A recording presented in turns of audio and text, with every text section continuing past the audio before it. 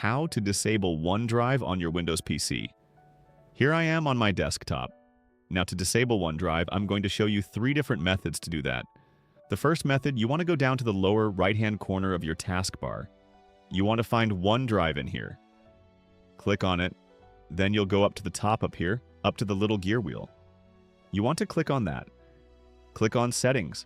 And then in this little dialog box that opens up, you want to click on Unlink this PC.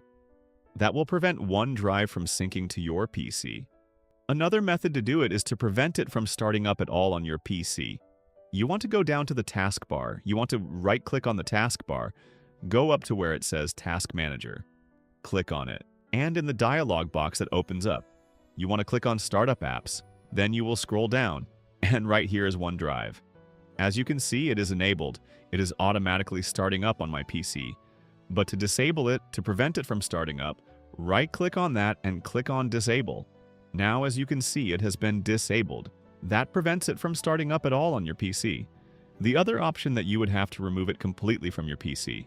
The way to do that, you want to go down to the taskbar, down to the Start icon. You want to right-click on that, then you want to go up to where it says Settings and click on Settings. Now in the dialog box that opens up, you want to click on Apps, then at the very top of the center pane, you'll click on Installed Apps. And it might take a few seconds for this list to populate, but you want to scroll down, you're going to look for Microsoft OneDrive. And if I wanted to install it, uninstall it completely from my PC, you click on that, and you would click on Uninstall, and that'll completely uninstall it from your PC. If this video helped you out, please like and subscribe for more tips.